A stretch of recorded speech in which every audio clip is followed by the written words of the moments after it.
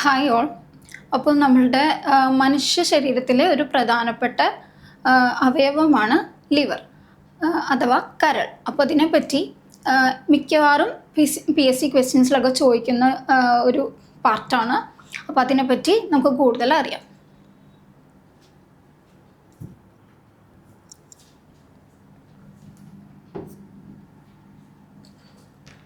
ശരീരത്തിലെ ഏറ്റവും വലിയ ഖര അവയവമാണ് കരൾ. ശരീരത്തിലെ ഏറ്റവും വലിയ ഖര അവയവമാണ് കരൾ. അതായത് സോളിഡ് ആയിട്ടുള്ള ഒരു ഓർഗനാണ് ലിവർ.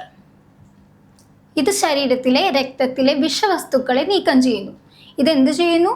ശരീരത്തിലെ രക്തത്തിലെ ബ്ലഡിലുള്ള ടോക്സിൻസിനെ നീക്കം ചെയ്യുന്നു. അതായത് വിഷവസ്തുക്കളെ നീക്കം ചെയ്യുന്നു. ആരോഗ്യകരമായ രക്തത്തിലെ പഞ്ചസാരയുടെ അളവ് നിലനിർത്തുന്നു. പിന്നെ എന്താണ് ചെയ്യുന്നത്? ആരോഗ്യകരമായ രക്തത്തിലെ, അതായത് പ്യൂരിഫൈ ചെയ്തിട്ടുള്ള ബ്ലഡിലെ പഞ്ചസാരയുടെ അളവ് നിലനിർത്തുന്നു. ഗ്ലൂക്കോസിൻ്റെ ലെവല് അതുപോലെ തന്നെ മെയിൻറ്റെയിൻ ചെയ്യാനായിട്ട് ലിവർ സഹായിക്കുന്നു. രക്തം കട്ട പിടിക്കുന്നത് നിയന്ത്രിക്കുന്നു. ബ്ലഡ് ക്ലോട്ട് ചെയ്യുന്നതിനെ നിയന്ത്രിക്കുന്നതും ലിവറിൻ്റെ ഫങ്ഷനാണ്. വാരിയെല്ലുകൾക്ക് താഴെ വലതുവശത്ത് വയറിൻ്റെ മുകളിൽ ഭാഗത്തായിട്ടാണ് ലിവർ സ്ഥിതി ചെയ്യുന്നത്. എവിടെയാണ്? വാരിയെല്ലുകൾക്ക് താഴെ വലതുവശത്ത് വയറിൻ്റെ മുകൾ ഭാഗത്തായിട്ടാണ് കരൾ സ്ഥിതി ചെയ്യുന്നത്. ഇതിൻ്റെ ഭാരം എത്രയാണ്? 1500 ഗ്രാമാണ് കരളിൻ്റെ ഭാരം വരുന്നത്. ശരീരത്തിലെ മുഴുവൻ രക്തവും ഫിൽറ്റർ ചെയ്ത് മദ്യം, മയക്കുമരുന്ന് തുടങ്ങിയ വിഷവസ്തുക്കളെ വിഘടിപ്പിക്കുന്നത് കരളാണ്. എന്താണ്? ശരീരത്തിലെ മുഴുവൻ രക്തവും ഫിൽറ്റർ ചെയ്ത് മദ്യം, മയക്കുമരുന്ന് തുടങ്ങിയ വിഷവസ്തുക്കളെ, അതായത് മദ്യം, മയക്കുമരുന്നിൽ നിന്നൊക്കെ ലിവറിനെ ബാധിക്കാവുന്ന ടോക്സിൻസിനെ വിഘടിപ്പിക്കുന്നത് കരളാണ്. കൊഴുപ്പുകളെ ദഹിപ്പിക്കാനും മാലിന്യങ്ങൾ നീക്കം ചെയ്യാനും സഹായിക്കുന്ന ഒരു ദ്രാവകമാണ് പിത്തരസം. അത് ഉൽപ്പാദിപ്പിക്കുന്നതും കരളാണ്. അതായത് ഫാറ്റ് ഡൈജഷൻ ആൻഡ് അബ്സോർപ്ഷന് വേണ്ടി സഹായിക്കുന്നതും ലിവറാണ്. അതുപോലെ തന്നെ മാലിന്യങ്ങൾ, വേസ്റ്റ്, ടോക്സിൻസ് എല്ലാം റിമൂവ് ചെയ്യാനും സഹായിക്കുന്നത് ലിവറാണ്. അതിന് സഹായിക്കുന്ന ദ്രാവകത്തിൻ്റെ പേരെന്താണ്? പിത്തരസം. അതായത് ബൈൽ ജ്യൂസ് ആണ്. ബൈൽ ജ്യൂസിൻ്റെ പ്രൊഡക്ഷൻ ചെയ്യുന്നത് ലിവറാണ്. ഇത് ലിവറിൻ്റെ മെയിൻ ഫങ്ഷൻസ് ആണിത്. ഇത് വളരെ ഇമ്പോർട്ടൻ്റ് ആണ്. കരളിൽ 4 ലോബുകൾ അടങ്ങിയിരിക്കുന്നു. അപ്പോൾ ഒരു കരളിൻ്റെ സ്ട്രക്ചർ പറയുകയാണെങ്കിൽ അതിന് എത്ര ലോബുണ്ട്? 4 ലോബുണ്ട്. അവ ഓരോന്നും 8 വിഭാഗങ്ങളായിട്ടും തിരിച്ചിരിക്കുന്നു. തിരിച്ചിട്ടുണ്ട്. അതിൻ്റെ ഉള്ളിൽ എന്തുണ്ട്? ചെറിയ ചെറിയ ലോബുകളുണ്ട്. അതായത് 4 വലിയ ലോബുകളുണ്ട്. അതിൻ്റെ ഉള്ളിൽ തന്നെ ചെറിയ ചെറിയ ലോബുകളും ഉണ്ട്. അതിനെ എന്ത് പറയുന്നു? ലൊബ്യൂളുകൾ എന്നാണ് പറയുന്നത്. ആ ചെറിയ ചെറിയ ലോബുകളെ എന്താണ് പറയുന്നത്? ലൊബ്യൂളുകൾ എന്നാണ് പറയുന്നത്. ഇനി നമുക്ക് കരളിൻ്റെ പ്രവർത്തനങ്ങൾ എന്തൊക്കെയാണെന്ന് നോക്കാം. ആദ്യത്തേത് ആൽബുമിൻ ഉൽപാദനം, അതായത് പ്രൊഡക്ഷൻ ഓഫ് ആൽബുമിൻ ഉൽപാദനം. രക്തത്തിലെ ദ്രാവകങ്ങൾ ചുറ്റുമുള്ള കലകളിലേക്ക് ചോരുന്നത് തടയുന്ന പ്രോട്ടീനാണ് ആൽബുമിൻ. രക്തത്തിലെ ദ്രാവകങ്ങൾ ചുറ്റുമുള്ള കോശങ്ങളിലേക്ക് അല്ലെങ്കിൽ കലകളിലേക്ക് ചോരുന്നത് തടയുന്ന ഈ പ്രോട്ടീൻ്റെ പേരെന്താണ്? ആൽബുമിൻ എന്നാണ്. ഇത് ശരീരത്തിലുടനീളം ഹോർമോണുകൾ, വിറ്റാമിനുകൾ, എൻസൈമുകൾ എന്നിവയെ വഹിക്കുവാനുള്ള ഒരു പ്രോട്ടീനാണ് ആൽബുമിൻ. ആൽബുമിൻ എന്താണ് ചെയ്യുന്നത്? ഹോർമോണുകളെയും വിറ്റാമിനുകളെയും എൻസൈമുകളെയും വഹിക്കുന്നു. അത് കാരിയറായിട്ട് ആക്ട് ചെയ്യുന്നു. അതിനാണ് ആൽബുമിൻ സഹായിക്കുന്നത്. ഈ ആൽബുമിനെ പ്രൊഡ്യൂസ് ചെയ്യുന്നതും ലിവറാണ്. അടുത്തത് പിത്തരസ ഉൽപാദനം. നമ്മൾ പറഞ്ഞു, ബൈൽ ജ്യൂസിൻ്റെ കാര്യം പറഞ്ഞു. ഈ ബൈൽ ജ്യൂസിൻ്റെ പ്രൊഡക്ഷൻ നടത്തുന്നത് ലിവറാണ്. ചെറുകുടലിൽ കൊഴുപ്പുകളുടെ ദഹനത്തിനും ആഗിരണത്തിനും നിർണായകമായ ഒരു ദ്രാവകമാണ് പിത്തരസം. നമ്മൾ നേരത്തെ പറഞ്ഞു, ഫാറ്റിൻ്റെ ഡൈജഷനും അബ്സോർപ്ഷനും സഹായിക്കുന്ന ഈ ബൈൽ ജ്യൂസിൻ്റെ പ്രൊഡക്ഷനും നടത്തുന്നത് ഈ ലിവറാണ്. അടുത്തത് രക്തം ഫിൽറ്റർ ചെയ്യുന്നു. രക്തം എന്ത് ചെയ്യുന്നു? ഫിൽറ്റർ ചെയ്യുന്നു. ഫിൽട്രേഷൻ ഓഫ് ബ്ലഡ് അത് ചെയ്യുന്നത് ലിവറാണ്.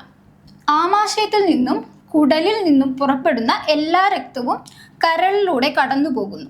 അതായത് ആമാശയത്തിൽ നിന്നും കുടലിൽ നിന്നും പുറപ്പെടുന്ന എല്ലാ രക്തവും, ആമാശയത്തിൽ നിന്നും കുടലിൽ നമ്മുടെ ഇൻറ്റസ്റ്റൈനിൽ നിന്നും പുറപ്പെടുന്ന എല്ലാ രക്തവും കരളിലൂടെ കടന്നു പോകുന്നു. കരളിലൂടെ പോയിട്ടാണ് അത് ബാക്കി എല്ലാ ഭാഗങ്ങളിലേക്കും എത്തുന്നത്. ഇത് വിഷവസ്തുക്കൾ, ഉപ ഉൽപ്പന്നങ്ങൾ, അതായത് ബൈ പ്രൊഡക്ട്സ്, മറ്റ് ദോഷകരമായ വസ്തുക്കൾ, മറ്റ് ടോക്സിൻസ് ഒക്കെ ഉള്ള എന്ത് വസ്തുക്കളാണെങ്കിലും വേസ്റ്റുകളാണെങ്കിലും എല്ലാം നീക്കം ചെയ്യുന്നത് കരളാണ്.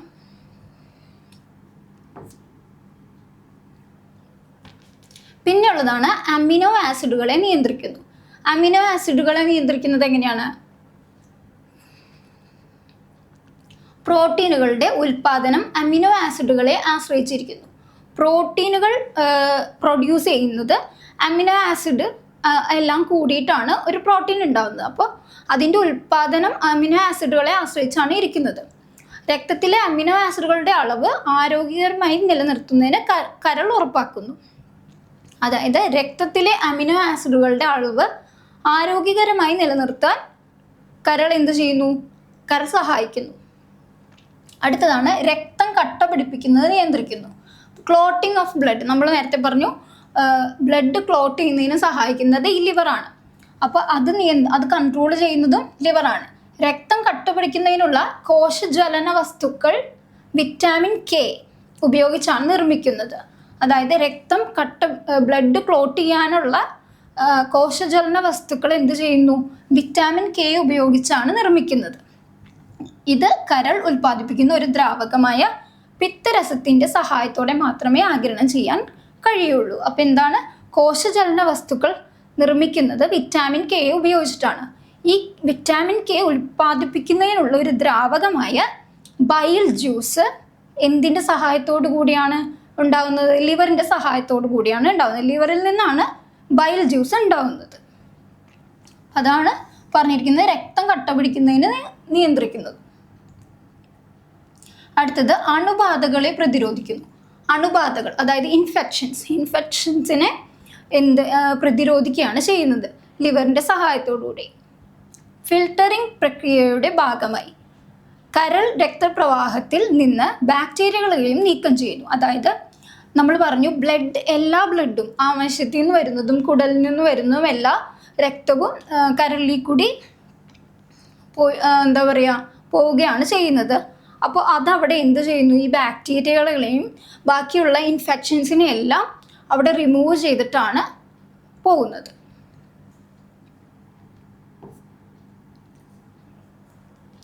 വിറ്റാമിനുകളും ധാതുക്കളും സംഭരിക്കുന്നു. അതായത് വിറ്റാമിൻ, മിനറൽസ് എല്ലാം അബ്സോർബ് ചെയ്ത് സ്റ്റോർ ചെയ്യുന്നു. കരൾ ഗണ്യമായ അളവിൽ വിറ്റാമിനുകൾ A, D, E, K, B12 എന്നിവയും ഇരുമ്പ്, ചെമ്പ് എന്നിവയും സംഭരിക്കുന്നു. അപ്പോൾ നമ്മുടെ ബോഡിക്ക് വേണ്ടതായിട്ടുള്ള വിറ്റാമിൻസും മിനറൽസും എല്ലാം സ്റ്റോർ ചെയ്യുന്നതും ലിവറാണ്. ഗ്ലൂക്കോസിനെ പ്രോസസ്സ് ചെയ്യുന്നു. ഗ്ലൂക്കോസിനെ എന്ത് ചെയ്യുന്നു? പ്രോസസ്സ് ചെയ്യുന്നു. നമ്മൾ പറഞ്ഞു നമ്മുടെ രക്തത്തിലെ പഞ്ചസാരയുടെ അളവ് നിയന്ത്രിക്കുന്നതും ലിവറാണ്. അപ്പോൾ ഈ ഗ്ലൂക്കോസിനെ പ്രോസസ്സ് ചെയ്യുന്നതും ലിവറാണ്. കരൾ രക്തത്തിൽ നിന്ന് അധിക ഗ്ലൂക്കോസ് അതായത് പഞ്ചസാര നീക്കം ചെയ്ത് ഗ്ലൈക്കോജനായി സൂക്ഷിക്കുന്നു. അതായത് നമ്മളുടെ ബോഡിയിൽ കൂടുതൽ ഗ്ലൂക്കോസ് ഉണ്ടെന്നുണ്ടെങ്കിൽ അതിനെ നീക്കം ചെയ്ത് അതിനെ ഡീകമ്പോസ് ചെയ്ത് ഗ്ലൈക്കോജനായിട്ട് സ്റ്റോർ ചെയ്ത് സൂക്ഷിക്കുന്നത് ആരാണ്? ലിവറാണ്. ആവശ്യാനുസരണം ഗ്ലൈക്കോജനെ വീണ്ടും ഗ്ലൂക്കോസാക്കി മാറ്റാൻ ഇതിന് കഴിയും. അതായത് നമ്മളിങ്ങനെ ഗ്ലൂക്കോജനായിട്ട് സ്റ്റോർ ചെയ്ത് വച്ചിരിക്കുന്ന ഈ ഗ്ലൂക്കോസിനെ പിന്നെ ആവശ്യമുള്ളപ്പോൾ ഗ്ലൂക്കോസാക്കി മാറ്റാനും ലിവറിന് കഴിയും.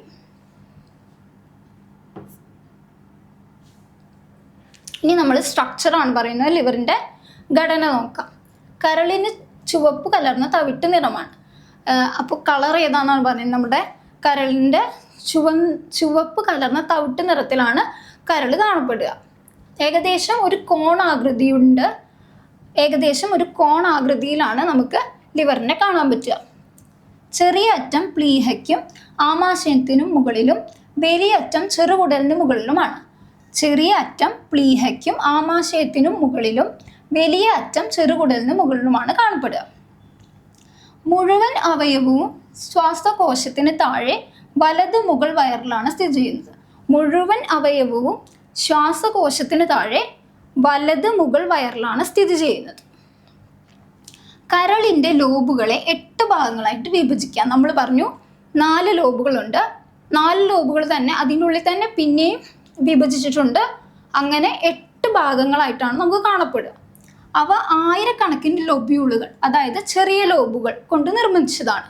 നമ്മൾ നേരത്തെ പറഞ്ഞു ചെറിയ ലോബുകളെയാണ് ലൊബ്യൂളുകൾ എന്ന് പറയുന്നത്.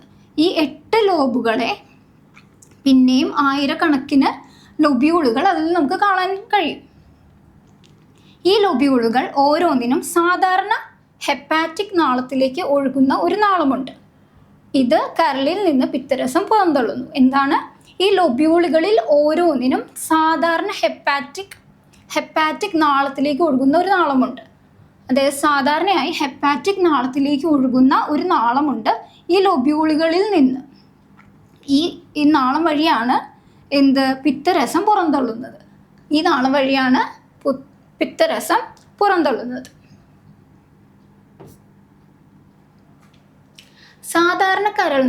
സാധാരണയായുള്ള കരൾ നാളം എങ്ങനെയാണ്?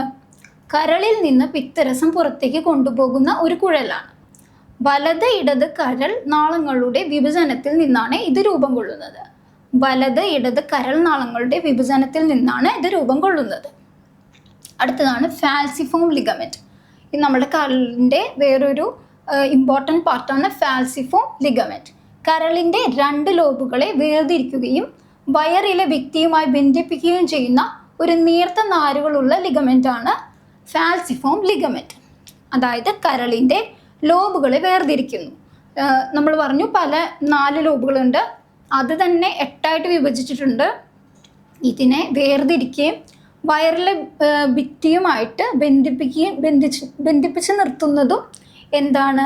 നേർത്ത നാരുകളുള്ള ഈ ലിഗമെന്റ്. അതിനെയാണ് ഫാൽസിഫോം ലിഗമെന്റ് എന്ന് പറയുന്നത്. ഇതാണ് കരളിൻ്റെ ഒരു പിക്ചർ കൊടുത്തിരിക്കുന്നത്.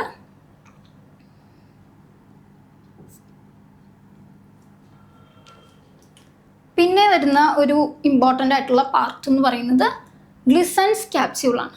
ഗ്ലിസൻസ് ക്യാപ്സ്യൂൾ കരളിനെയും അതുമായി ബന്ധപ്പെട്ട ധമനികളെയും നാളങ്ങളെയും ചുറ്റിപ്പറ്റിയുള്ള അയഞ്ഞ ബന്ധിത ടിഷ്യൂവേയാണ് ഗ്ലിസൻസ് ക്യാപ്സ്യൂൾ. അതായത് ഈ കരളിനെ മൊത്തമായിട്ട് കവർ ചെയ്തിരിക്കുന്ന ചെറിയൊരു ടിഷ്യൂ മെംബ്രെയിൻ പോലത്തെ ഒരു പാളിയെയാണ് നമ്മൾ ഗ്ലിസൻസ് ക്യാപ്സ്യൂൾ എന്ന് പറയുന്നത്. പിന്നെയുള്ളതാണ് ഹെപ്പാറ്റിക് ആർട്ടറി. ഹെപ്പാറ്റിക് ആർട്ടറി എന്ന് പറയുന്ന ഭാഗം എന്താണ്? കരളിന് ഓക്സിജൻ അടങ്ങിയ രക്തം നൽകുന്ന പ്രധാന രക്തക്കുഴലാണ് ഹെപ്പാറ്റിക് ആർട്ടറി. അതായത് കരളിന് ഓക്സിജൻ അടങ്ങിയ രക്തം, അതായത് ഓക്സിജനുമായി മിക്സ് ആയിട്ടുള്ള രക്തം നൽകുന്ന പ്രധാന രക്തക്കുഴലാണ് ഹെപ്പാറ്റിക് ആർട്ടറി. അടുത്തതാണ് ഹെപ്പാറ്റിക് പോർട്ടൽ വെയിൻ. എന്താണ് ഹെപ്പാറ്റിക് പോർട്ടൽ വെയിൻ? ദഹനനാളം, പിത്താശയം, പാൻക്രിയാസ്, പ്ലീഹ എന്നിവയിൽ നിന്ന് കരളിലേക്ക് രക്തം കൊണ്ടുപോകുന്ന രക്തക്കുഴലിനെയാണ് ഹെപ്പാറ്റിക് പോർട്ടൽ വെയിൻ. അതായത് ദഹനനാളം, പിത്താശയം, പാൻക്രിയാസ്, പ്ലീഹ എന്നിവയിൽ നിന്ന് കരളിലേക്ക് രക്തം കൊണ്ടുപോകുന്ന രക്തക്കുഴലിനെ ഹെപ്പാറ്റിക് പോർട്ടൽ വെയിൻ. നമ്മൾ പറഞ്ഞു ഓക്സിജൻ അടങ്ങിയ രക്തം നൽകുന്ന പ്രധാന രക്തക്കുഴലാണ് ഹെപ്പാറ്റിക് ആർട്ടറി. അതുപോലെ തന്നെ ദഹനനാളം, പിത്താശയം, പാൻക്രിയാസ്, പ്ലീഹ എന്നിവയിൽ നിന്ന് കരളിലേക്ക് രക്തം കൊണ്ടുപോകുന്ന രക്തക്കുഴലിനെ എന്താണ് പറയുന്നത്? Hepatic portal vein. അടുത്തത് നമ്മൾ പറഞ്ഞു പല ലോബുകളായിട്ട് നമുക്ക് കാണാൻ പറ്റുമെന്ന് പറഞ്ഞു കരളിൻ്റെ ശരീരഘടനാപരമായ ഭാഗങ്ങളാണ് ലോബുകൾ. അതായത് സ്ട്രക്ചറൽ ആയിട്ടുള്ള പാർട്ടുകളാണ് ലോബുകൾ. അടുത്തത് ലൊബ്യൂളുകൾ. എന്താണ് ലൊബ്യൂളുകൾ? കരളിൻ്റെ സൂക്ഷ്മതല നിർമ്മാണ ബ്ലോക്കുകളാണ് ലൊബ്യൂളുകൾ. അതായത് നമ്മൾ വളരെ മൈന്യൂട്ട് രീതിയിൽ നമ്മൾ അതിനെപ്പറ്റി പഠനം നടത്തുമ്പോൾ നമുക്ക് കാണുന്നതാണ് ഈ ലൊബ്യൂളുകൾ കരളിൻ്റെ സൂക്ഷ്മതല നിർമ്മാണ ബ്ലോക്കുകളാണ്, സ്ട്രക്ചറൽ ബ്ലോക്കാണ്. അടുത്തതാണ് പെരിറ്റോണിയം. എന്താണ്? കരളിനെ ആവരണം ചെയ്യുന്ന ഒരു പാളിയാണ് പെരിറ്റോണിയം. അതായത് കരളിനെ ആവരണം ചെയ്യുന്ന ഒരു മെംബ്രെയിനാണ് നമ്മൾ പെരിറ്റോണിയം എന്ന് പറയുന്നത്.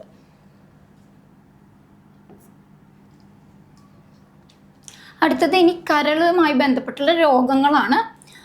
കരളിന് വരാൻ സാധ്യതയുള്ള രോഗങ്ങൾ നമുക്ക് ഒരു 3-4 രോഗങ്ങളുണ്ട്. അതിനെപ്പറ്റി ഒന്ന് ഡിസ്കസ് ചെയ്യാം. ആദ്യത്തെയാണ് non alcoholic fatty liver disease. എന്താണ് non alcoholic fatty liver disease? NAFLD എന്നാണ് പറയുന്നത്. ഇതെന്തുകൊണ്ടാണ് ഉണ്ടാവുന്നത്? Accumulation of liver fat in people who drink little or no alcohol. അതായത് ലിവർ ഫാറ്റ് വന്നിട്ട് ഈ കൊഴുപ്പ് വന്നിട്ട് ലിവറിൽ അടിയാണ് ചെയ്യുന്നത്. അത് ഇച്ചിരി കുടിക്കുന്ന ഇത്തിരി മദ്യം കഴിക്കുന്ന ആൾക്കാരിലാണെങ്കിലും മദ്യം കഴിക്കാത്ത ആൾക്കാരിലാണെങ്കിലും ഇത് കാണാൻ പറ്റും. ഇതിൻ്റെ കോസ് എന്ന് പറയുന്നത് നോൺ ആൽക്കഹോളിക് ഫാറ്റി ലിവർ ഡിസീസാണ്. അത് എന്താണെന്ന് വെച്ചാൽ ഈ നോൺ ആൽക്കഹോളിക്, അത് ആൽക്കഹോളിൽ നിന്ന് വരാത്ത ഫാറ്റി ലിവർ ഡിസീസാണിത്. ഇതിനുള്ള കാരണം എന്ന് പറയുന്നത് ഇപ്പോഴും അൺനോൺ ആണ്. കാരണം വ്യക്തമായി കണ്ടുപിടിച്ചിട്ടില്ല. റിസ്ക് ഫാക്ടേഴ്സ് എന്തൊക്കെയാണ് ഇതിൽ? ഒബേസിറ്റി, അതായത് വണ്ണം കൂടുന്നതും, ഗ്യാസ്ട്രിക് ബൈപ്പാസ് സർജറി,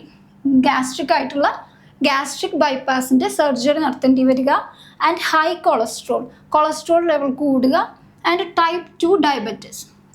അതുപോലെ തന്നെ ഡയബറ്റിക്സും വരാനുള്ള സാധ്യത ഈ രോഗികൾക്കുണ്ട്. റെയർ ആയിട്ടുള്ള കേസിൽ എന്താണ് കാണുന്നത്?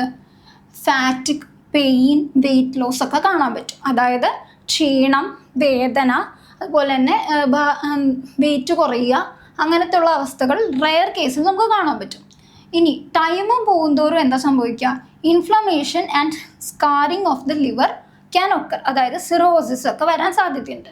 അതായത് ഈ ഫാറ്റി ലിവർ ശ്രദ്ധിക്കപ്പെടാത്തൊരവസ്ഥ വരികയാണെങ്കിൽ എന്താ പറയുക, ലിവറിൽ ഇൻഫ്ലമേഷൻ, നീർക്കെട്ട്, അതുപോലെ തന്നെ scarring of the liver, scarring എന്ന് പറഞ്ഞാൽ സിറോസിസ് ഒക്കെ വരാൻ സാധ്യതയുണ്ട്. Treat the underlying conditions such as obesity. ഇതിന് ഡയറക്റ്റായിട്ടൊരു എന്താ പറയുക ട്രീറ്റ്മെൻറ്റ് ഇല്ല എന്ന് വേണം പറയാൻ.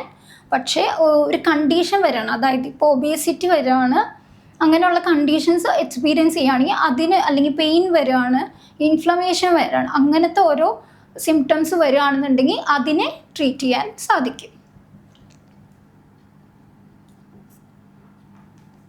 അടുത്തതാണ് ഹെപ്പറ്റൈറ്റിസ് സി. ഇതെങ്ങനെയാണ് വരുന്നത്? An infection caused by a virus that attacks the liver and leads to inflammation. അതായത് ഒരു വൈറസ് നമ്മുടെ ലിവറിനെ അറ്റാക്ക് ചെയ്യുന്നു, അത് ലിവറിൽ ഇൻഫ്ലമേഷൻ ഉണ്ടാക്കുകയും ചെയ്യുന്ന ഒരവസ്ഥയാണ് ഹെപ്പറ്റൈറ്റിസ് സി. ഈ വൈറസ് സ്പ്രെഡ് ചെയ്യുന്നത് എങ്ങനെയാണ്? Contact with contaminated blood. അതായത് കണ്ടാമിനേറ്റഡ് ആയിട്ടുള്ള നമ്മളുടെ എന്താ പറയുക, നമുക്ക് കണ്ടാമിനേറ്റഡ് ആയിട്ടുള്ള മലിനമായ രക്തം ആയിട്ട് കോണ്ടാക്റ്റ് വരുമ്പോഴാണ് ഈ വൈറസ് സ്പ്രെഡ് ചെയ്യുന്നത്. കൂടുതൽ ആൾക്കാരിലും എങ്ങനെയാണ്? സിംറ്റംസ് ഒന്നും കാണില്ല, അതായത് ലക്ഷണങ്ങളൊന്നും കാണില്ല. And those who do develop symptoms may have fatigue, nausea, loss of appetite and yellowing of the eyes and skin. അതായത് കൂടുതൽ ആൾക്കാരിലും സിംറ്റംസ് കാണാൻ സാധിക്കില്ല നമ്മൾ പറഞ്ഞു. ഇനി സിംറ്റംസ് ചിലരിൽ കാണുകയാണെങ്കിൽ തന്നെ അതെങ്ങനെയായിരിക്കും? ഇതുപോലെ തന്നെ ക്ഷീണം, അതുപോലെ തല കറങ്ങുക, അങ്ങനത്തെ അവസ്ഥകൾ. ലോസ് ഓഫ് appetite, അതായത് വിശപ്പില്ലായ്മ, അതുപോലെ തന്നെ കണ്ണും സ്കിന്നും എല്ലാം യെല്ലോ കളറിലായിട്ടും കാണാൻ പറ്റും. അങ്ങനത്തെ ഒരു അവസ്ഥയാണ് ഹെപ്പറ്റൈറ്റിസ് സി. ഇതിൻ്റെ മെഡിക്കേഷൻ എങ്ങനെയാണ്? ട്രീറ്റ്മെൻറ്റ് നടത്തുന്നത് എങ്ങനെയാണ്? ആൻറ്റി വൈറൽ മെഡിക്കേഷനാണ്. കാരണം ഇത് വൈറസ് കോസ് ചെയ്യുന്ന ഒരു അസുഖമാണ്. അതുകൊണ്ട് ആൻറ്റി വൈറൽ ആയിട്ടുള്ള മെഡിക്കേഷനാണ് എടുക്കുക. അടുത്തതാണ് ഹെപ്പറ്റൈറ്റിസ് ബി. ഹെപ്പറ്റൈറ്റിസ് ബി എന്താണ്? അതിൻ്റെ സിംറ്റംസ് എന്ന് പറയുന്നത് jaundice, severe causes of nausea, blotted or Solan stomach, liver complications. അതായത് ജോണ്ടിസ്, അതായത് മഞ്ഞപ്പിത്തം. ഈ ഹെപ്പറ്റൈറ്റിസ് ബിയിൽ വരുന്ന ഹെപ്പറ്റൈറ്റിസ് ബി ലെവലാണ് വരുന്നത് എങ്കിൽ അതിൻ്റെ സിംറ്റംസിൽ മെയിൻ ഒരു കാര്യമാണ് മഞ്ഞപ്പിത്തം. മഞ്ഞപ്പിത്തം അതിൻ്റെ ഒരു ലക്ഷണമായിട്ട് കാണാൻ പറ്റും. അതുപോലെ തന്നെ ന്യൂസിയ എന്ന് പറഞ്ഞാൽ വല്ലാത്ത ക്ഷീണവും തലകറക്കം, ഛർദ്ദിക്കുക, അങ്ങനത്തെ അവസ്ഥകളെയാണ് ഈ ന്യൂസിയ എന്ന് പറയുന്നത്. അതുപോലെ തന്നെ ബ്ലോട്ടഡ് അല്ലെങ്കിൽ സോളൻ സ്റ്റൊമക്ക്, അതായത് എന്താ, വയറ് വന്ന് വീർക്കുക, അങ്ങനെ ഒരു സോളൻ സ്റ്റൊമക്ക് എന്നൊരു അവസ്ഥ വരിക. അതുപോലെ തന്നെ ലിവർ കോംപ്ലിക്കേഷൻസ്, ലിവറിന് പലതരത്തിലുള്ള ഇൻഫെക്ഷൻസ് ഒക്കെ വരിക, അതാണ് ലിവർ കോംപ്ലിക്കേഷൻസ്. ഇതൊക്കെയാണ് ഇതിൻ്റെ സിംറ്റംസ് വരുന്നത്. ഇതിൻ്റെ റിസ്ക് ഫാക്ടേഴ്സ് എന്തൊക്കെയാണ്? ഇൻഫെക്റ്റഡ് പേഴ്സണുമായിട്ടുള്ള എന്താ പറയുക, അൺപ്രൊട്ടക്റ്റഡ് സെക്സ് ആണ് ഒരു കാരണമായിട്ട് പറയുന്നത്. എന്താണ്? ഇൻഫെക്റ്റഡ് പേഴ്സണായിട്ടുള്ള അൺപ്രൊട്ടക്റ്റഡ് സെക്സ്. അതുപോലെ തന്നെ share unsterilized items with an infected person. Unsterilized ആയിട്ടുള്ള ഐറ്റംസ് ഇൻഫെക്റ്റഡ് പേഴ്സണുമായിട്ട് ഷെയർ ചെയ്യുക. അതായത് ഇപ്പം നീഡിലൊക്കെ ഒരാൾക്ക് യൂസ് ചെയ്ത നീഡിൽ തന്നെ പിന്നെ ഉപയോഗിക്കുന്ന ഒരു അൺസ്റ്റെറിലൈസ്ഡ് ആയിട്ടുള്ള ഒരു അവസ്ഥയിലാണ് ഇതെന്തുണ്ടാവുന്നത്? ഇൻഫെക്ഷൻ അങ്ങോട്ടും ഇങ്ങോട്ടും പാസ് ചെയ്യുന്നത്. Travel to areas with high risk of HBV infection. അതായത് ഹെപ്പറ്റൈറ്റിസ് ബി ഉള്ള ഒരു ഏരിയയിലേക്ക് നമ്മൾ ട്രാവൽ ചെയ്യുക, അല്ലെങ്കിൽ അവിടെ ചെല്ലുകയാണെന്നുണ്ടെങ്കിൽ അത് വരാനുള്ള സാഹചര്യം കൂടുതലാണ്. ഇതിൻ്റെ ട്രീറ്റ്മെൻറ്റ് എന്ന് പറയുന്നത് എങ്ങനെയാണ്? ആൻറ്റിവൈറൽ മെഡിക്കേഷൻസ് എടുക്കാം, ഇൻ്റർഫെറോൺ ഇഞ്ചക്ഷൻസ് എടുക്കാം. അതുപോലെ തന്നെ ലിവർ ട്രാൻസ്പ്ലാന്റ്, അത് വളരെ സിവിയർ ആവുകയാണെന്നുണ്ടെങ്കിൽ ലിവർ ട്രാൻസ്പ്ലാന്റ് ചെയ്യേണ്ടി വരും. അപ്പോൾ ഫസ്റ്റ് സ്റ്റേജിൽ നമ്മൾ ആൻറ്റിവൈറൽ മെഡിക്കേഷനാണ് എടുക്കുന്നത്. Antiviral medication and then interferon injections എടുക്കാം. അതുപോലെ തന്നെ ലിവർ ട്രാൻസ്പ്ലാന്റ്, അതുപോലെ തന്നെ ലിവർ കരൾ മാറ്റിവെക്കൽ ശസ്ത്രക്രിയ ചെയ്യാം. അപ്പം ഇത്രയാണ് ഹെപ്പറ്റൈറ്റിസ് ബിയെ പറ്റി പറയാനുള്ളത്. അടുത്തതാണ് സിർഹോസിസ് ഓഫ് ദ ലിവർ. അത് നമ്മൾ നോർമലി കോമൺ ആയിട്ട് കേട്ടിരിക്കുന്നതാണ് ലിവർ സിറോസിസ്. അതിലെന്താണ്? Chronic liver damage from a variety of causes leading to scarring and liver failure. അതായത് ഒരുപാട് കാരണങ്ങൾ കൊണ്ട് ലിവർ ഡാമേജ് ആവാണ്. ഇടയ്ക്കിടയ്ക്ക് ലിവറിന് ഓരോരോ ഇൻഫെക്ഷൻസും ഇൻഫ്ലമേഷൻസും വരികയാണ്. അതെന്തിലേക്ക് അത് കൂടിയ അവസ്ഥയിലേക്ക് വരുമ്പോൾ അത് കൂടി എന്തായി മാറും? സ്കാറിങ്ങും ലിവർ ഫെയിലിയറും വരാൻ സാധ്യതയുണ്ട്. അതിനെയാണ് ലിവർ സിറോസിസ് എന്ന് പറയുന്നത്. ഈ hepatitis and chronic alcohol abuse are frequent causes. അതിൻ്റെ മെയിനായിട്ട് വരുന്നത് ഈ ഹെപ്പറ്റൈറ്റിസ്, വൈറസ് കോസ് ചെയ്യുന്ന ഹെപ്പറ്റൈറ്റിസും അതുകൊണ്ടും വരാം. പിന്നെ ക്രോണിക് ആൽക്കഹോളിക് അബ്യൂസ്, അതായത് നമ്മൾ ആൽക്കഹോൾ കൂടുതലായിട്ട് ഉപയോഗിക്കുന്ന ഒരവസ്ഥ വരികയാണ്. അതും ഇതിനുള്ള കോസായിട്ട് നമുക്ക് പറയാം. അതുപോലെ തന്നെ liver damage caused by cirrhosis can be undone. അതായത് സിർഹോസിസ് കാരണം ഉണ്ടാകുന്ന ഈ ലിവർ ഡാമേജ്, അത് കരളിനുണ്ടാകുന്ന ഈ ഡാമേജ് എന്ന് പറയുന്നത് നമുക്കൊരിക്കലും പഴയതുപോലെ മാറ്റാൻ സാധിക്കില്ല. But further damage can be limited. അതായത് പിന്നീട് ഡാമേജ് കൂടാനുള്ള സാഹചര്യം കുറയ്ക്കാൻ പറ്റും. അതാണ് അതിൻ്റെ ട്രീറ്റ്മെൻ്റ് ആയിട്ട് വരുന്നത്. അതായത് ഇത്ര വരെ ഉണ്ടായ ഡാമേജ് നമുക്ക് മാറ്റാൻ സാധിക്കില്ല, പക്ഷേ അതിന് ശേഷമുള്ള ഡാമേജ് നമുക്ക് വരാതിരിക്കാൻ അല്ലെങ്കിൽ ലിമിറ്റ് ചെയ്യാനായിട്ട് സാധിക്കും. ഇതിൻ്റെ സിംറ്റംസ് എന്ന് പറയുന്നത് ഫാറ്റിക്, വീക്ക്നെസ്, വെയിറ്റ് ലോസ് ഒക്കെയാണ്. എന്തൊക്കെയാണ്? ഫാറ്റിക്, വീക്ക്നെസ്, അതായത് തളർച്ച, അതുപോലെ തന്നെ ഭാരം കുറയുക, അങ്ങനത്തെ ഉള്ള അവസ്ഥകളാണ്. During later stages patients may develop jaundice. അതായത് ഇത് കൂടിയ ഒരു അവസ്ഥയിൽ എന്ത് ചെയ്യുന്നു? ആൾക്കാർക്ക് മഞ്ഞപ്പിത്തം വരാനുള്ള ഒരു അവസ്ഥ ഉണ്ട്. അതുപോലെ തന്നെ ഗ്യാസ്ട്രോ ഇൻറ്റസ്റ്റൈനൽ ബ്ലീഡിങ്, അതായത് നമ്മുടെ ഗ്യാസ്ട്രോ ഇൻറ്റസ്റ്റൈൻ എന്ന് പറയുമ്പോൾ സ്റ്റൊമക്ക് ആയിട്ട് ബന്ധപ്പെട്ടുള്ള ബ്ലീഡിങ് വരാനുള്ള സാധ്യതയുണ്ട്. ഗ്യാസ്ട്രോ ഇൻറ്റസ്റ്റൈനൽ ഏരിയയിൽ ബ്ലീഡിങ് വരാൻ സാധ്യതയുണ്ട്. അതുപോലെ തന്നെ അബ്ഡോമിനൽ സ്വെല്ലിംഗ് ആൻഡ് കൺഫ്യൂഷൻ, അതായത് അബ്ഡോമിനൽ സ്വെല്ലിംഗ്, നമ്മുടെ വയറിൽ നീർ കെട്ടുക, നീര് വീക്കം, അതുപോലുള്ള അവസ്ഥകൾ വരാനും സാധ്യതയുണ്ട്. ഇതിൻ്റെ ട്രീറ്റ്മെൻറ്റ് എന്ന് പറയുന്നത് എന്തിനാണ് ഫോക്കസ് ചെയ്തിരിക്കുന്നത്? ഇതിൻ്റെ കാരണം എന്താണ്? അതായത് വൈറൽ ഇൻഫെക്ഷൻ കാരണമാണോ ഉണ്ടായിട്ടുള്ളത്, അല്ലെങ്കിൽ ക്രോണിക് ആൽക്കഹോളിക് അബ്യൂസ് കാരണമാണോ ഉണ്ടായിട്ടുള്ളത് എന്നുള്ളത് ഫോക്കസ് ചെയ്തിട്ടാണ് ഇതിൻ്റെ ട്രീറ്റ്മെൻറ്റ് വരുന്നത്. ഇനി അഡ്വാൻസ്ഡ് ആയിട്ടുള്ള കേസിൽ എന്ത് ചെയ്യുന്നു? ഈ പറഞ്ഞ പോലെ ലിവർ ട്രാൻസ്പ്ലാന്റ് ആണ് ചെയ്യുന്നത്. അഡ്വാൻസ്ഡ് ആയിട്ടുള്ള അവസ്ഥയിൽ എന്ത് ചെയ്യുന്നു? ലിവർ ട്രാൻസ്പ്ലാന്റ്, അതായത് കരൾ മാറ്റിവെക്കലാണ്, ശസ്ത്രക്രിയയാണ് ചെയ്യുന്നത്. അടുത്തതാണ് ആൽക്കഹോളിക് ഹെപ്പറ്റൈറ്റിസ്. അതായത് കരളിന് വരുന്ന ഒരു കോമൺ ആയിട്ടുള്ള അസുഖമാണ് ആൽക്കഹോളിക് ഹെപ്പറ്റൈറ്റിസ്.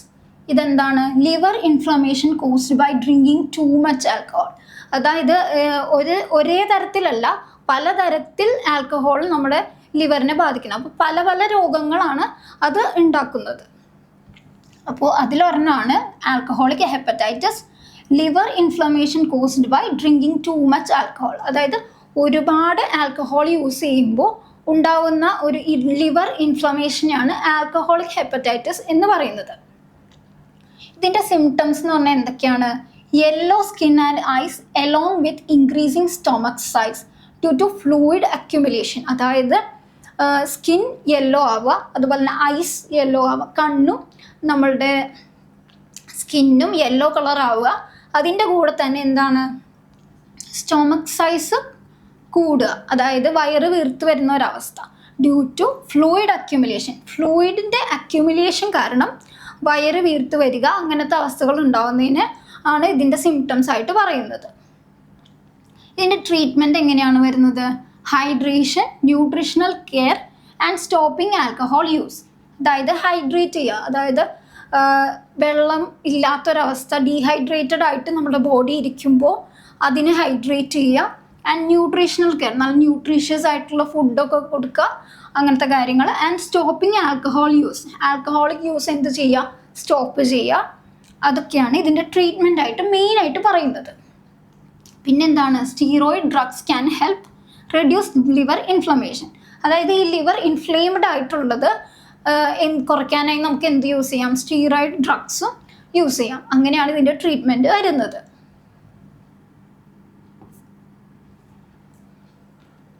അടുത്തതാണ് ഹെപ്പറ്റൈറ്റിസ് എ. ഈ ഹെപ്പറ്റൈറ്റിസ് എ ടൈപ്പ് എങ്ങനത്തെയാണ്? ഹൈലി കണ്ടാജിനിയസ് ആയിട്ടുള്ള liver infection caused by hepatitis A virus.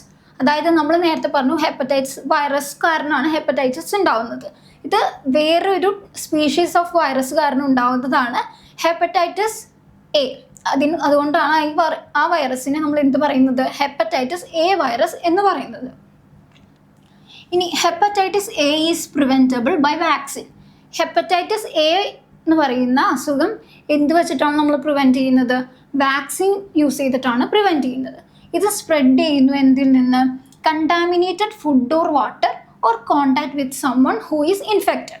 അതായത് ഇത് സ്പ്രെഡ് ചെയ്യുന്നത് മലിനീകരണമായിട്ടുള്ള food, water, contact with the person. അതായത് ഇതുള്ള ഒരാളുമായിട്ട് കോണ്ടാക്റ്റ് വരികയോ അല്ലെങ്കിൽ കണ്ടാമിനേറ്റഡ് ആയിട്ടുള്ള ഫുഡുമായിട്ട് കോണ്ടാക്റ്റ് വരികയോ വാട്ടറായിട്ട് കോണ്ടാക്റ്റ് വരികയൊക്കെ ചെയ്യുമ്പോഴാണ് ഹെപ്പറ്റൈറ്റിസ് എ വരാനുള്ള സാധ്യത. ഇതിൻ്റെ സിംറ്റംസ് എന്ന് പറഞ്ഞാൽ എന്താ? ലക്ഷണങ്ങൾ എന്തൊക്കെയാണ്? Fatigue, nausea, abdominal pain, loss of appetite and low grade fever. അതായത് ക്ഷീണം, നോസിയ, അതായത് തലകറക്കം, ഛർദ്ദിക്കുക, തളർച്ച വരിക, അങ്ങനത്തെ അവസ്ഥകൾ.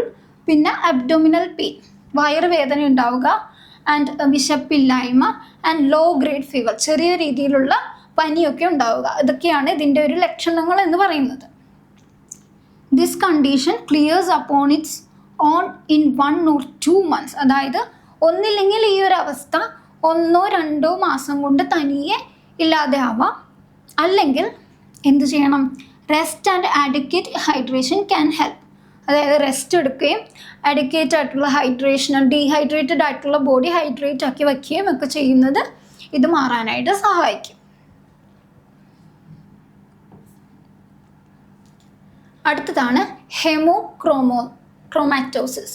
അതായത് ഹെമോക്രോമാറ്റോസിസ് എന്ന് പറഞ്ഞാൽ എന്താണ്?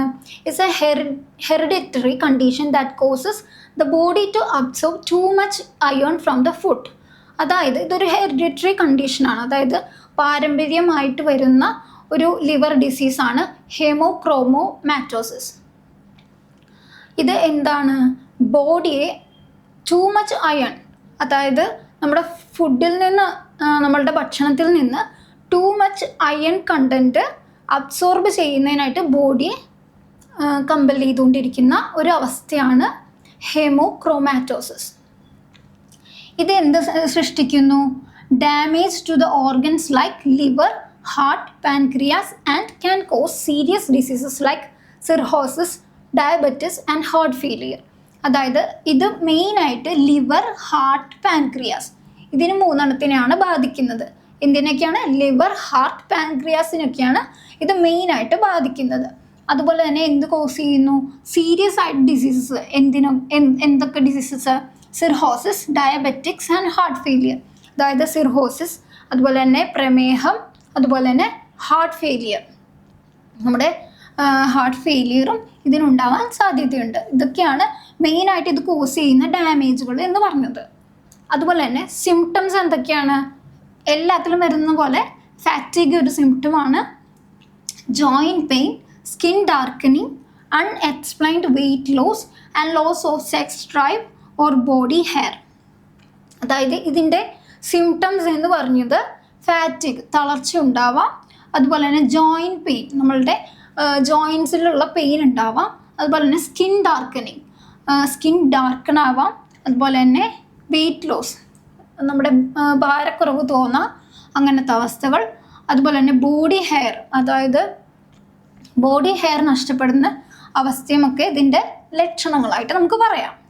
അതുപോലെ തന്നെ hemochromatosis is usually treatable at potentially fatal.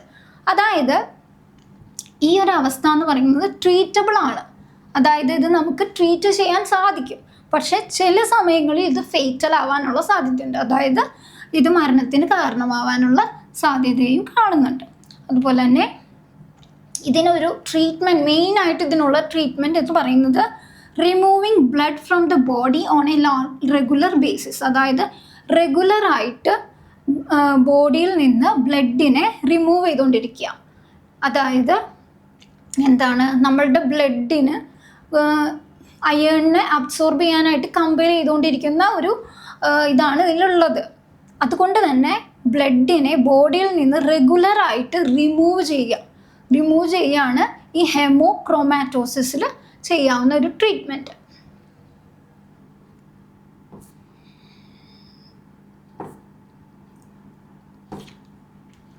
അപ്പോൾ ഇത്രയാണ് ലിവറിൻ്റെ ഫങ്ഷൻസ്, സ്ട്രക്ചർ ആൻഡ് അതുമായി ബന്ധപ്പെട്ട രോഗങ്ങളും.